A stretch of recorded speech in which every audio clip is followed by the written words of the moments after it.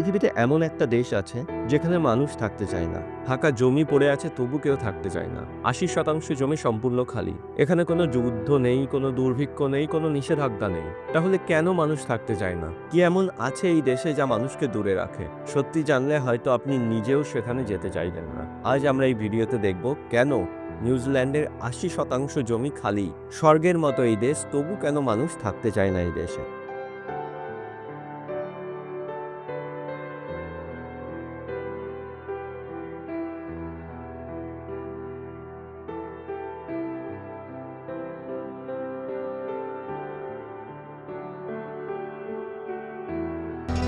সবার আগে দেখে নেওয়া যাক নিউজিল্যান্ড কোথায়। প্যাসিফিক ওশানের ঠিক মাঝে, অস্ট্রেলিয়া থেকে প্রায় ৪,০০০ কিলোমিটার দূরে, মানে পৃথিবীর বাকি অংশ থেকে পুরোপুরিভাবে বিচ্ছিন্ন হয়ে আছে এই দেশটি, নিউজিল্যান্ড।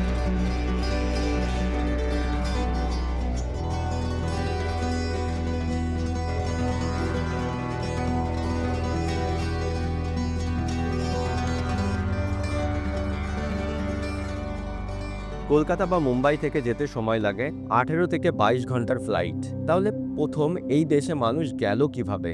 ইতিহাস বলে প্রায় ৭ থেকে ১০০০ বছর আগে মাউরি নামে এক ধরনের মানুষ প্রজাতি প্রথম নিউজিল্যান্ডে আসেন এবং বসবাস শুরু করেন। তবে তারা কেন পুরনো দ্বীপ ছেড়ে এলো? প্রথম এই দ্বীপে মানুষ এলো কোথা থেকে? এ নিয়ে একটি প্রচলিত গল্প আছে। একজন জেলে ছিলেন, তার নাম কুপে।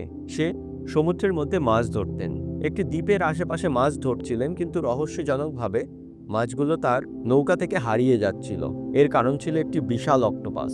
বেঁচে থাকার লড়াই করতে করতে তিনি সমুদ্রের আরও গভীরে গেলেন এবং তারপর দলবল নিয়ে বেরিয়ে পড়লেন। কয়েকদিন পর তিনি একটি বিশাল পাহাড়ে ঘেরা দ্বীপ দেখতে পারলেন, আর সেটিরই তিনি নাম দিলেন নিউজিল্যান্ড। এটি একটি আনটাচড ল্যান্ড ছিল, যেখানে প্রচুর খাবার ছিল, প্রচুর মাটি ছিল, ঘাস ছিল, কিন্তু কেউ থাকতো না। শত শত বছর শান্তিতে থাকার পর ইউরোপিয়ান এক্সপ্লোরাররা এই দ্বীপে আসতে শুরু করে। প্রথমে আসেন আবেল টাস্কম্যান ১৬৪২ সালে, তারপর আসেন জেমস কুক ১৭৬৯ সালে। কিন্তু তাদের আগমন শান্তি নিয়ে আসেনি। যুদ্ধ শুরু হয়, জমির দখল শুরু হয়। ইউরোপের মানুষজন নিয়ে আসেন রোগ। মাউরি মানুষদের শরীরে সেই রোগের কোনো ইমিউনিটি ছিল না, ফলে হাজার হাজার মানুষ মারা যায়। তারপর ১৮৪০ সালে ট্রিটি অফ ওয়েটেঙ্গি স্বাক্ষর হয়, যার ফলে এই দ্বীপের পুরো কন্ট্রোল নিয়ে নেয় ব্রিটিশরা। এখানে শেষ নয়, পরের ৪০ বছর ব্রিটিশদের সঙ্গে যুদ্ধ চলতে থাকে। পপুলেশন কমে যায় ২ লাখ থেকে মাত্র ৪০,০০০-এ। ভাবুন তো, একটি দেশ যেখানে কোনো মানুষই ছিল না, তারপর মানুষ এলো, সঙ্গে কিছু বিদেশি মানুষ এলো, নিয়ে এলো যুদ্ধ আর রোগ।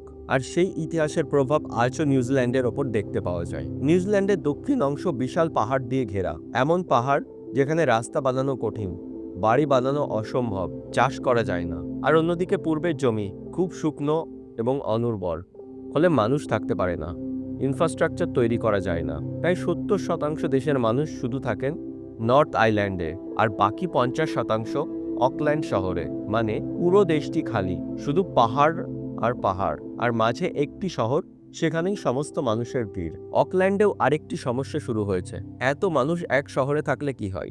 ঘরের দাম আকাশ ছোঁয়া হতে শুরু করে।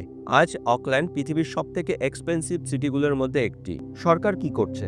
সরকার এই সমস্যা সমাধানের জন্য সাধারণ মানুষকে টাকা দিচ্ছে, যাতে তারা এই শহর ছেড়ে অন্য কোথাও গিয়ে বসবাস শুরু করেন। ভাবুন, নিউজিল্যান্ড সরকার নিজে টাকা দিচ্ছে শুধুমাত্র দেশের মানুষকে শহর ছাড়ার জন্য।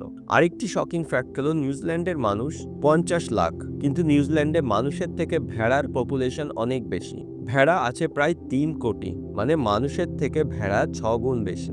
এই দেশ পৃথিবীর সবথেকে বড় মিট এবং উল এক্সপোর্টার। তাদের দেশের ৯৫% মিটই এক্সপোর্ট করা হয়। শুধু মিট এক্সপোর্ট করে নিউজিল্যান্ড $বিলিয়ন আর্ন করে। কোনো একটি বিষয় এই দেশটি এত খালি করে রাখার পিছনে দায়ী নয়। এর পিছনে আছে বহুবিধ কারণ। প্রথমত দূরত্ব। নিউজিল্যান্ড পৃথিবীর ঠিক কোণে সমুদ্রের মাঝে সম্পূর্ণভাবে বিচ্ছিন্ন হয়ে অবস্থান করে।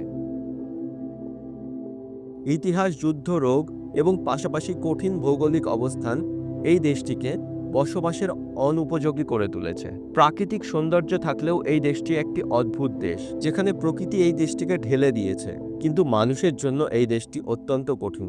যেখানে জমি আছে, যেখানে চাষ হয় না, বসবাস করা যায় না, ঘর করা যায় না। প্রকৃতি এখানে প্রচুর সুযোগ দিয়ে রেখেছে, কিন্তু সাধারণ মানুষ সেই সুযোগের ব্যবহার করতে পারে না। আপনাকে যদি সুযোগ দেওয়া হয় নিউজিল্যান্ডে থাকার, আপনি কি সিদ্ধান্ত নেবেন? কখনো কখনো পৃথিবীর সবথেকে সুন্দর জায়গাগুলি সবথেকে বেশি একা হয়ে থাকে। আমাদের এই ভিডিও কেমন লাগলো অবশ্যই কমেন্টে জানাবেন। ভালো লাগলে আমাদের এই চ্যানেল আলামিককে সাবস্ক্রাইব করবেন। আমাদেরকে সময় দেওয়ার জন্য অসংখ্য ধন্যবাদ।